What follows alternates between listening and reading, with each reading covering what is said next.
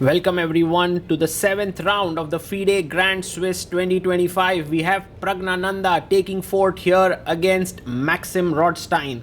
Maxim, a very experienced player from Israel and is a very strong GM. Also a second in the past to Boris Gelfand and strong players, and now is taking on Pragg here. Pragg has had a pretty good start to this event. He started off with 3 out of 4, but then slumped to a defeat against Matthias Bluebaum and against Rauf Mamedov in the previous round. Was unable to win and had to draw his game. So he will be looking to make a comeback with the white pieces. But such is the nature of the FIDE Grand Swiss with the time control that's so long. In fact, it's even longer than the World Championship match, that players who are strong, 2600 plus players, are very difficult to beat. The only way in which you can beat them is if you kind of get them into an ambitious zone. And there you see Maxim comes in, because as long as someone wants to be super solid, it's super tough to beat them. So the first order of the day for Praggnanandhaa would be to get a fighting position out of the opening.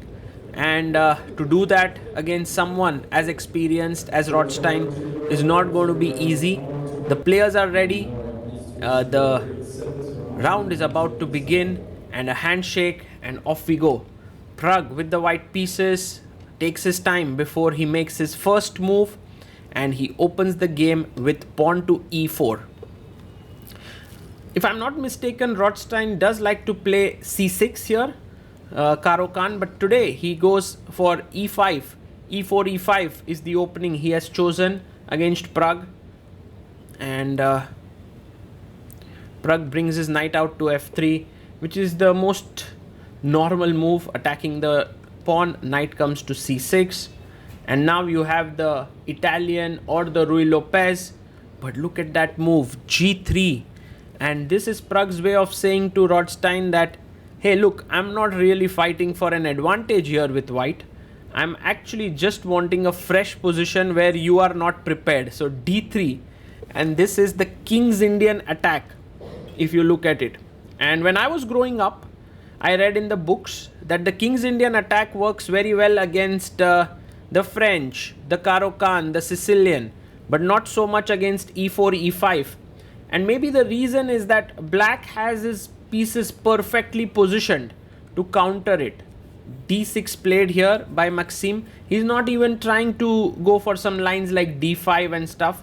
He's just playing it very simple. Castles by Pragg here. And black also castles. So black has the bishop outside the pawn chain. The other bishop is open. So he plays h3 so that later on bishop g4 won't be an issue. a5 played to make a space for the bishop to go back, also gaining space on the queen side. And Pragg plays king h2. And this is all part of Pragg's preparation. He's at 1 hour 42 minutes. And you can already see the engine is giving it as a slight disadvantage to white, close to equality. And Pragg goes c4.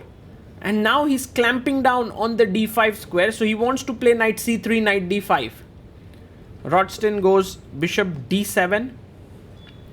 And will be interesting to see what plan black chooses, because white has now a little more space because of this triangular setup. We call it the Botvinnik's triangle often. Knight to h7. Aha. The plan that he's going for is f5 now. Pragg goes knight to d2. I wonder where the knight is heading towards. And Rodshtein jumps in with his knight to d4. Maybe he can go to b3 now.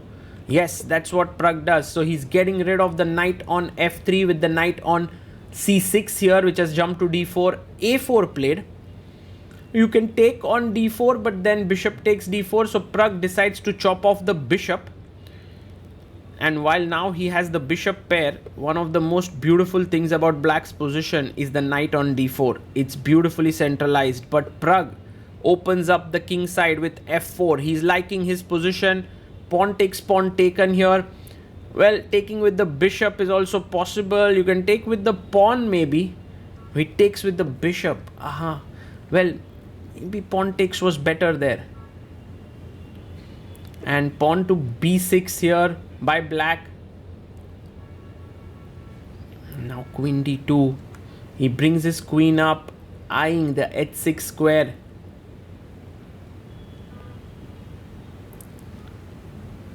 And knight to g5. Maybe you can kick the knight away with h4. Why not? But Pragg goes rook f2. He's trying to double on the f file. I like how Pragg is building up his position. It's a fresh position. It's not a theoretical one. And he's been able to pose his opponent with a good amount of problems to fight for the full point, you know. Here, rook f1 played. And now Rodshtein plays c6, taking into control the d5 square. Bishop takes g5 taken. Of course, you have to take back with the h pawn. So takes. And now pawn to e5. Pragg going forward now. You must play f5 as black. That's what he does. f5 is on the board. And knight to e2. Praggnanandhaa goes knight e2. And now if you take knight takes e2, I go rook e2 threatening e6. And if you block the pawn, then you lose the c6 pawn, which is the reason why Rodshtein goes rook a5. Now this move, slightly weird, I must say. He takes on d4, but I guess now the rook is looking here. What a interesting maneuver by Maxim. He goes rook e2, defending the pawn on e5. And now rook to e8, attacking here. I guess playing e6 is still not possible. It's well defended. So queen e1 played. Wow. Keeping an eye here. Also threatening e6. So queen goes to c8. And here now a good move for white is to start playing on the queen side. And you will always see that positions where you play on different wings, like the king side first with f4. Then in the center with e5, and now on the queen side with b4 are positions where opponents can go wrong. You can't keep everything under control, and Pragg is doing that. He takes on b3 back and he has a good position now. g6 played to fix this structure here, and b4 pushing away the rook. The rook must go back. Rook a7 is the best move. And where does Pragg head next here? He goes pawn to c5, and one of his main reasons for doing that is to stop black from playing c5 to connect the pawn on d4. So c5, pawn takes pawn taken, pawn takes pawn, and now the d4 pawn is weak and lonely if you can attack it with queen b4. He goes bishop e6, trying to get the bishop into the game, and queen c1, eyeing the g5 pawn here. He goes f4, but why f4? Maybe there was something else.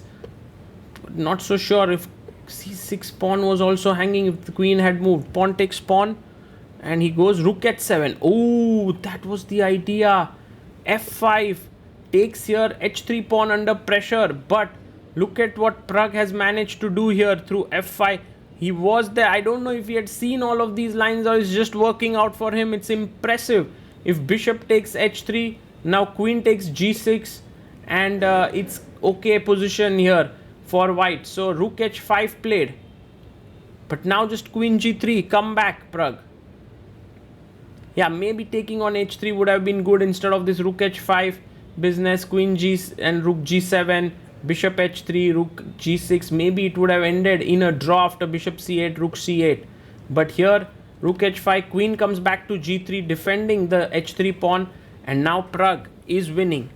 He's better, and this complex game is now heading in his favor. Rook f4 with the idea to attack d4 could be a good move.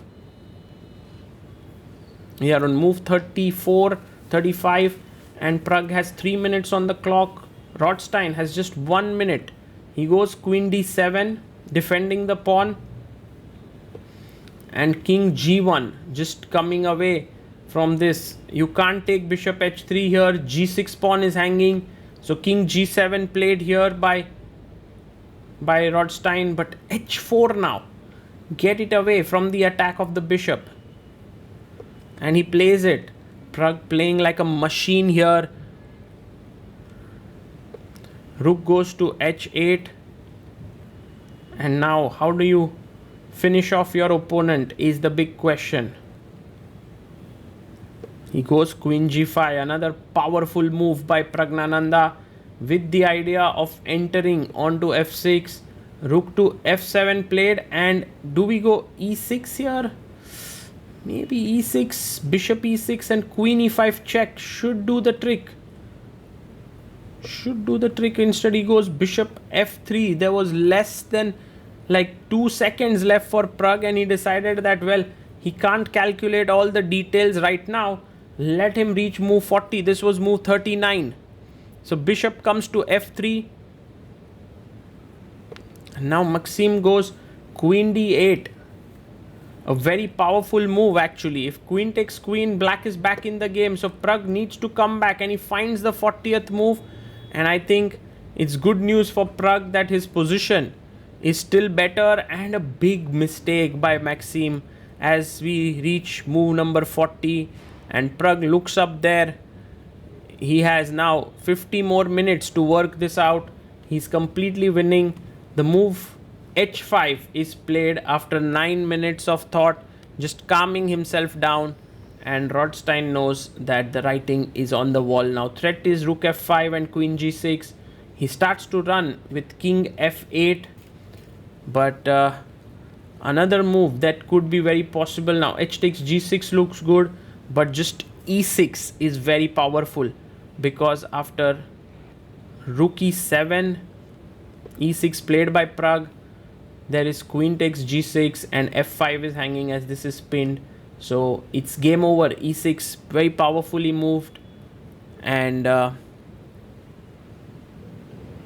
Maxim Rodshtein has to play maybe rook f6 here, but even that looks bad. Rook f5, e7, king e8, queen g6, and that's game over. For Pragg, that's a victory after couple of rounds there, or maybe it was his last win actually was in round number 3. So it took him a good 3 rounds to score a win, but an important one. And with this, he moves on to 4.5 points out of 7. And if he manages to score another win, he'll be back in the reckoning at the top. For now, 4.5 out of 7. Pragg is 1 point behind the leaders. And this game was a very good example of how a player like Pragg, when he wants to play for a win, how he manages to do it.